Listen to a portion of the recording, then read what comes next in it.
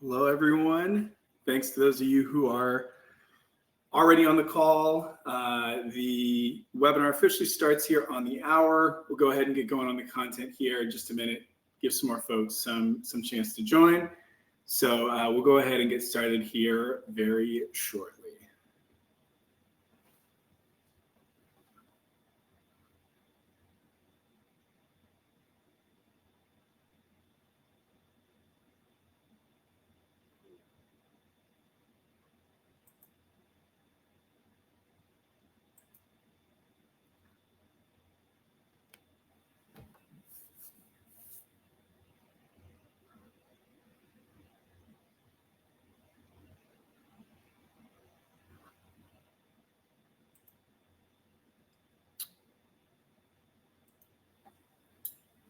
Okay.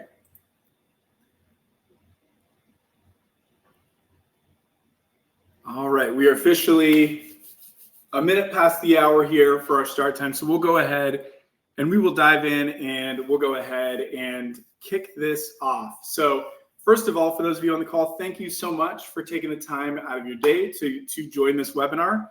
My name is Dan Payne. I'm a fractional B2B marketer and the founder of the demand capture and conversion agency Mark Sourced. I've been working in B2B marketing for over 15 years. Primarily with a focus on demand generation for enterprise companies is a little bit of my background. So after that brief intro, we'll go ahead and dive into our content today, which is how to win at demand capture and conversion in 2025. And I'll start here as we dive in with a statement that I don't think is going to come as a big surprise. And by the way, I'll call out if you have any questions throughout the way, there should be a Q&A icon up in your screen. Feel free to chat those in throughout. I'm happy to answer those as we go through the call and at the end here. So feel free to submit any questions at any time throughout the conversation. So I'll go ahead and open this up with a statement that I don't think is going to be a big surprise to too many people, which is that AI is fundamentally changing our usage of search, and that is already happening here today.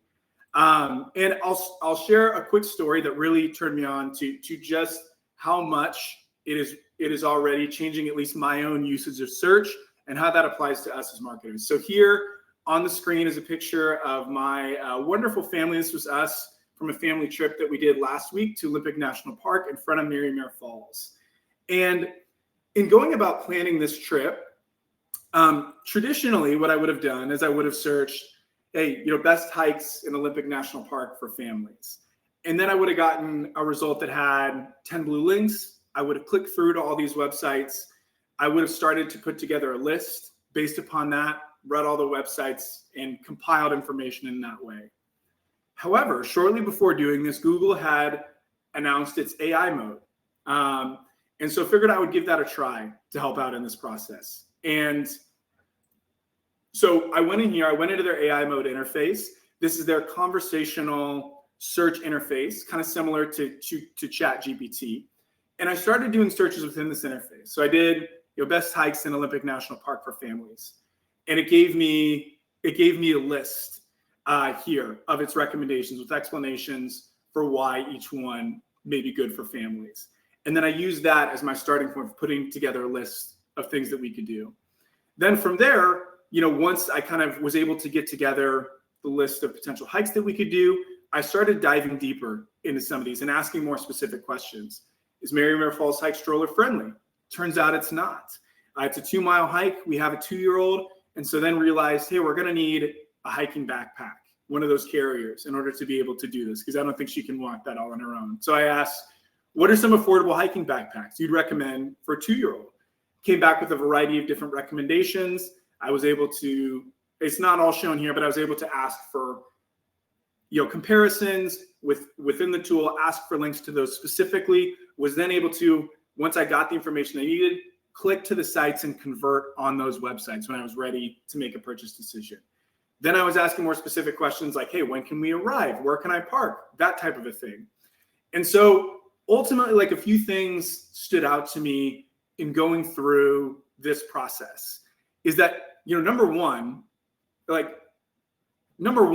was I very rarely left that interface. I very rarely went out to external sites.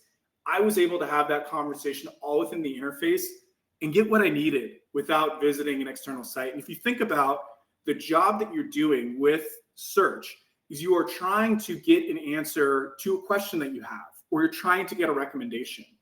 And tools like ChatGPT or Google's new AI mode allow you to accomplish that job without needing to go to external sites. And so I was finding myself operating almost entirely in that interface, only leaving to go to websites when I needed to accomplish a specific action on that site, like making a purchase. Okay, so that is a big one, is just, hey, how much less I was leaving that interface and going to sites themselves. And so what does that kind of change in behavior mean for marketers, and how can we adapt to that? I think there's a couple high-level trends, and we'll get into some more tactical stuff here kind of moving forward throughout the rest of the deck. But number one is that I think as marketers, we should expect that website traffic is going to decline. I think that's particularly true for informational queries. And the SEO software provider, Ahrefs, actually did a study on this recently.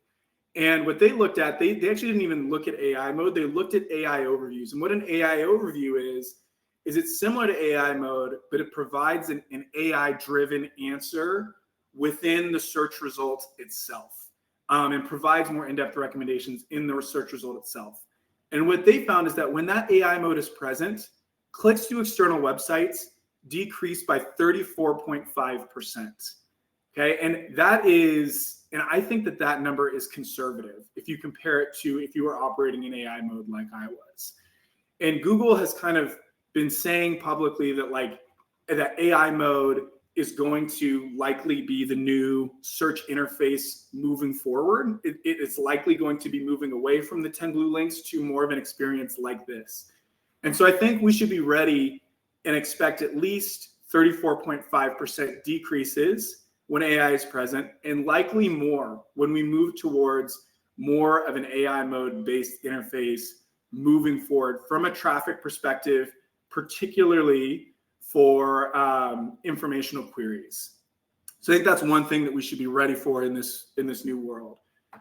But the other thing that we should expect, and I think this is where there's a lot of opportunity here, is that the value of the search traffic, particularly for bottom of the funnel queries, is going up. And so this is another example from Ahrefs. This is from Patrick Stocks, a post on LinkedIn. He is their technical SEO leader. He basically made the point that in a previous month, 0.5% of visitors to their website were from AI search, but those represented 12.1% of their signups. So that's a 23x higher conversion rate than what they were seeing from clicks from organic search results. And we have a slide that kind of breaks this down more so, differences in behavior when people are searching, when people are prompting or searching with an AI-based tool versus when they're doing it in search. But some of the things that we're seeing is that folks are doing longer, more personalized queries in tools like ChatGPT or Google's AI mode. They're getting specific recommendations for their use cases, and they're coming to websites more ready to convert because they got really relevant recommendations that they trust, and they are coming even more ready to convert on the website. Oftentimes, like in my case, the only reason I really went to a website when I was planning the trip in the example earlier was to convert on a product or take an action on a website. So I think that is where there's opportunity. Is we should expect to see traffic go down, but traffic for those bottom of funnel queries, we're seeing significant increases in conversion rates. So I think that's where there's opportunity for marketers. If you can get yourself listed in AI mode, in one of these AI tools, that can be really, really valuable traffic for you. And so those are kind of two big picture trends that we're seeing. So I think the question is now, what should marketers do about it tactically? What does demand capture in the context of search look like in 2025 and beyond in this new world? And so really, I think it boils down to one thing, and that's focus. And it's focus in three areas that I'm going to talk about. And the first, before saying the first area of focus, I'll talk about kind of what the traditional SEO method looked like and contrast that to where I think you need to focus your content moving forward. But the traditional SEO method is you would go after keywords that basically had the highest blend of traffic, competition, and relevance to your business. So you'd say, let me find keywords that have as much search traffic as possible, that I can rank for as easily as possible, and that are as relevant to my business as possible. That's how you would identify keywords that you wanted to target with your content. And you might have, a spreadsheet that looks something like this, which is something that, which is like a similar spreadsheet to what I've kind of been using for years, which is, hey, here's your topics, here's your keywords. I'm going to plug in information I'm getting from Ahrefs or SEMrush about this keyword. I'm going to put in a relevance number, and it's going to give a weighted score, and it's going to prioritize those, and you're going to create content based upon that. That's kind of the traditional method of doing keyword research. And I think there's still value in that approach. Like, I think particularly as long as we have the 10 blue links, that I think we still will have for a period of time, being honest about the competition that's involved in ranking for that keyword is still going to be important. Looking at that, can I realistically capture demand? Can I realistically show up for this search? Obviously, business relevance is going to be important as well. But the traffic portion, I think, becomes a lot less important. And so I think the move, and we're already seeing companies increasing move towards in 2025, is focusing on bottom of the funnel content. So focusing on that content around your product where folks have a higher likelihood there's less traffic, but folks have a higher likelihood to convert, and you're more likely to be able to capture demand from these searches. And so I'll talk about here a couple of different techniques or tactical methods that you can use to identify that bottom of the funnel content. So the first one is using a money keyword matrix. And so this is actually sourced from an organization called Breaking B2B. They talk about it. They have a great YouTube video that they came out with a few weeks ago called the Ultimate SaaS SEO Guide for 2025, where they kind of share this method. So, and I saw this, I thought this was a great distillation of how you do bottom of the funnel demand capture in 2025. And a couple of things that they had recommended here. One was just creating a spreadsheet where you map out your offers. And they gave the example of, hey, if you're a proposal software company, a few ways that you can talk about the category in which you compete would be, you offer proposal software, you offer proposal tools, you offer proposal platform, things like that. Those would all be ways that you could talk about the high level category in your offer in what you have there. And then you map out who are the folks that you're serving, what industries do you serve? And then from there, you can create hyper-targeted pages that are overlined, which would go after keywords like proposal software for sales, or proposal tools for HR, as a proposal platform, for sales. And so you're kind of overlaying those. You're niching down to more focused use cases rather than competing in the high-level category like proposal software. That'll be really difficult for you to go after, but you're going after your ideal customers and creating really targeted category pages for each of them. So that being a relevant way to hit that higher intent bottom of funnel keywords.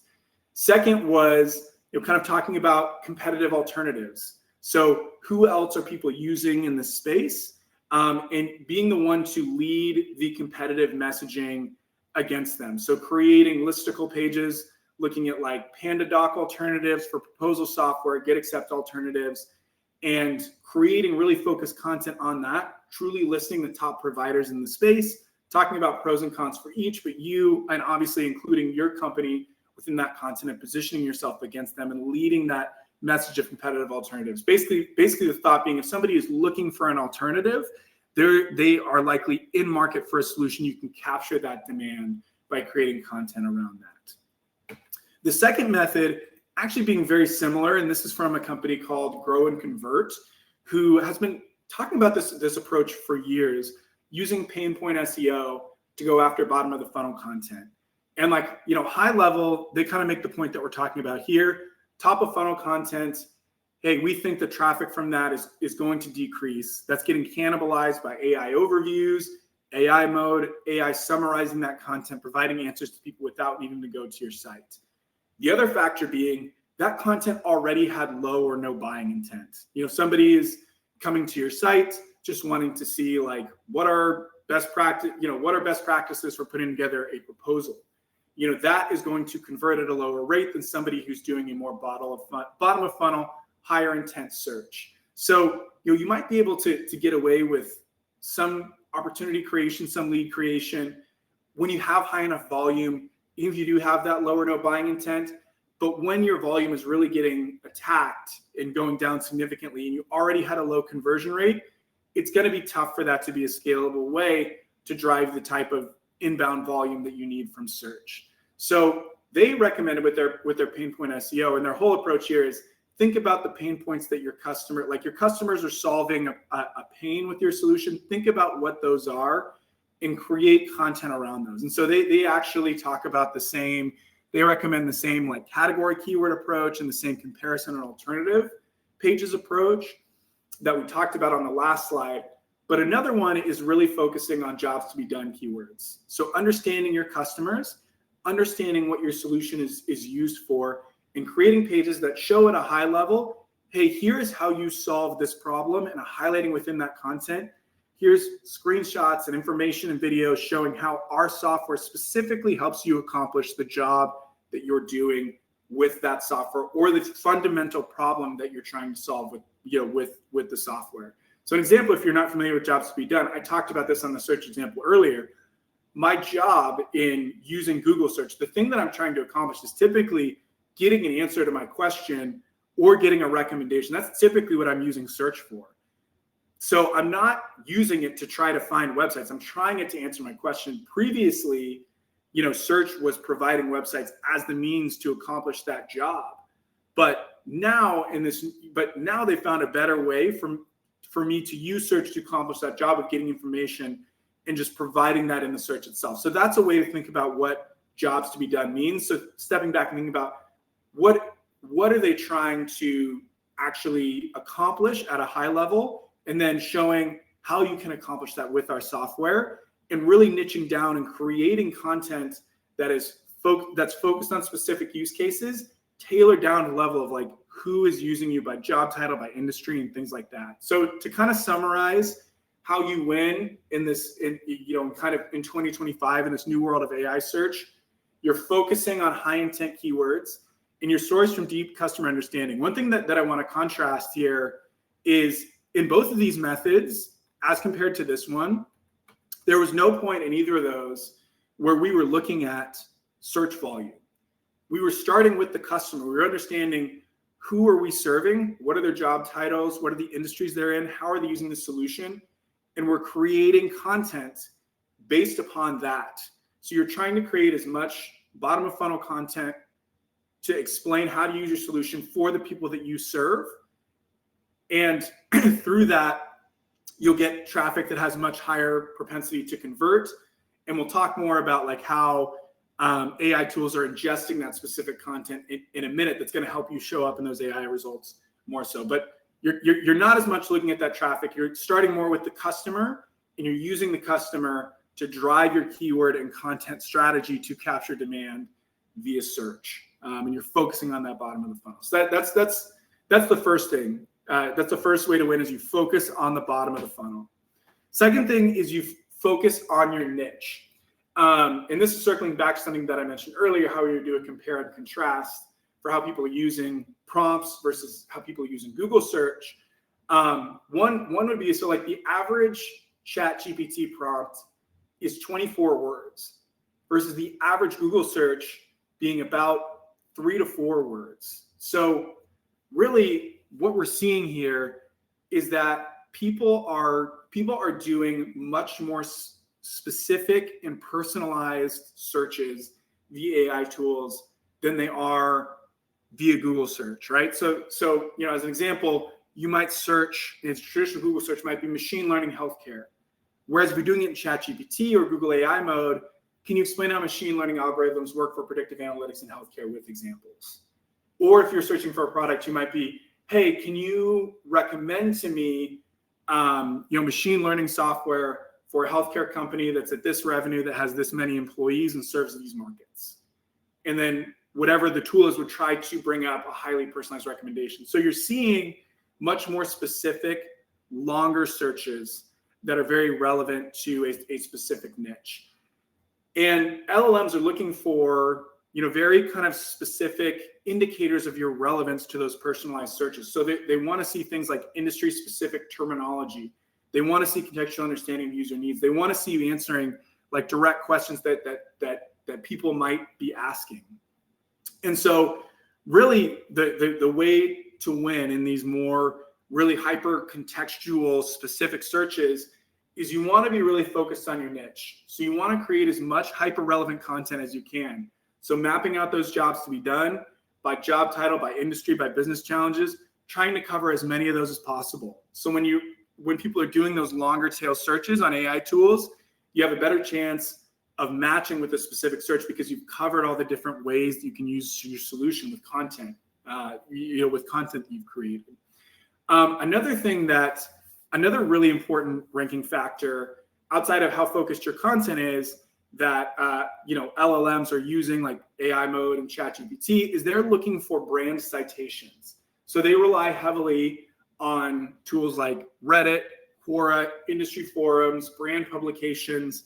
They are sort of sourcing the web to try and find relevant citations about a particular brand.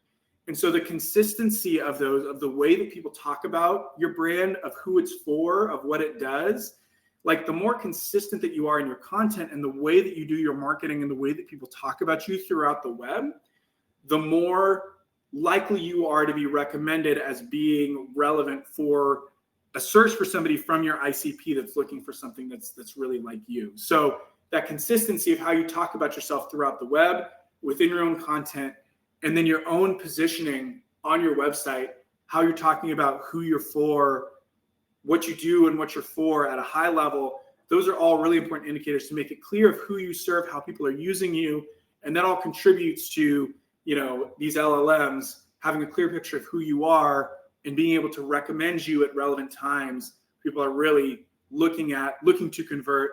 People are likely to convert as well. So if we go forward here, the other area to focus on in this new world is to focus on frictionless conversion. And so we've made the point here that people when they're coming from AI, when they're coming from LLMs, are coming with a much higher propensity to convert, right? And typically an LLM will recommend anywhere from like 3 to 5 solution providers for a query. If somebody's doing a search for recommendation for a software solution, for a particular query, right? And so you need to make it, when you have somebody that's coming to your site that's ready to convert, when they're comparing you to alternatives as well, you need to make it as easy as possible for them to convert and capture that demand while you have their attention. People are busier than ever, and it's difficult to get people's attention. When you have that attention, you have to make it easy for them to take that next step and convert on your website. And so I'll share a couple tactics that I've just consistently seen really are simple to implement, but really make a big difference in helping make it easy for somebody to convert while you're on the website. And these are things you can do without a big website redesign, without a ton of effort. They're just kind of simple tools that you can implement on your website that really help a lot with this. So the first is enabling immediate scheduling on your requested demo forms. So this is a tool like Chili Piper or Calendly. After somebody that is qualified, submits a requested demo on your website, you're giving them the ability to convert at that moment. So typically, your typical conversion rate for somebody that comes inbound is about 30%. So about a third of people that come inbound on your requested demo form then ultimately convert into a meeting. And that's for a variety of reasons, but one of which is typically there's a drop-off that can be minutes to hours to days before somebody follows up with that prospect. And during that period, you may have lost them. Maybe they've gone with a competitor, maybe they got distracted, maybe they got busy, maybe they just forgot about you. But just that friction and that time that you create in the process of having to get their attention again and having them to take an action again contributes to a significant drop-off in conversion. that number increases to about 66.7% when there's immediate scheduling. But only about 8% of SaaS companies are offering form scheduling on their site. And I'm empathetic to this, because in working in-house, like I'm a believer in this. And so I've gone through the process of pitching and trying to get these implemented on the site. And it's hard, and there are legitimate reasons for why somebody may not want to implement it on the site. Typically, some of the things you hear, the really complicated routing rules, people aren't sure that whatever tool you put in can address those, or you might have a sales team that's, they're really concerned that we don't want unqualified meetings, that type of a thing. I think these are, in my experience, most of these are addressable, particularly if you're using something like Chili Piper, where it has a tight integration with Salesforce, and you can really build out logic for what gets routed where. You can also potentially expand your form or increase your qualification standards before you see this. Most of the objections you hear are addressable. And I think the ability to enable somebody to take the next step where you have their attention is worth, addressing a lot of the objections that you see. So that is a simple and easy one that really improves the customer experience. Second one would be live chat. And if it's not live chat, just a chat bot on the website. If you do have live chat that's actually operated by a person, and, commonly you'll see customers who will, have a sales rep or BDR or something like that operate it after somebody gets through a series of qualification questions, which I still think is fine.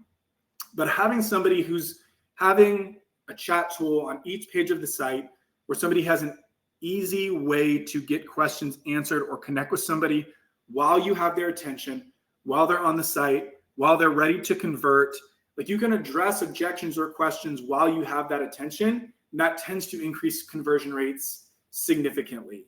So again, I think a bot is even a step forward, assuming it's well trained. At the very least, what you get is you give people the ability to convert on every page.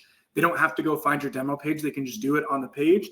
And if it's operated, you have somebody that's helping them in real time. If nothing else, you collect a lot more intelligence from your website by people chatting in questions. You can find points of friction, questions people have, things you're not addressing with your content.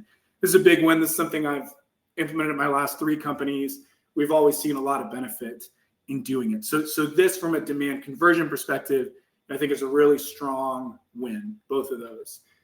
And so the high level takeaway here is just make it easy and frictionless for people to convert on your site. They're busier than ever. They're looking at multiple companies. They're coming in ready to convert, particularly in this new demand capture world via search. So just remove any unnecessary steps in your conversion path, provide that immediate value to capture attention quickly, make it easy for folks to take the next step. And I think that this applies even more so when you're investing dollars, to get traffic on your site. So Google Ads, we're seeing about the average cost per click for a SaaS company being about $15 per click.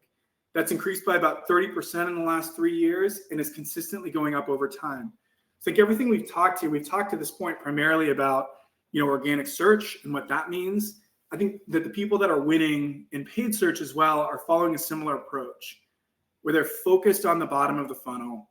They're focused on the bottom of the funnel. It's so cheap to be able to get somebody's email from third-party tools these days that, leveraging, doing it just to get an ebook download, like it's not going to be an efficient use of spend anymore. So focusing your Google Ads just on bottom of the funnel, high intent keywords, using exact match keyword types. That's where I always like to start, is just focusing bottom of the funnel, focusing exact match, trying to capture that demand when people are doing that within paid search. And then if you're seeing good results, you can maybe expand from there, do keyword match types that are a little bit more broad in nature, to expand what you're showing for. But a nice, tight, highly focused Google Ads account is likely going to be your way to be profitable in this space, in the world of rising costs. And here it's more important than ever, make it easy and frictionless for people to convert if you're investing dollars to get them on your website. So that is what I've got for you today. We talked about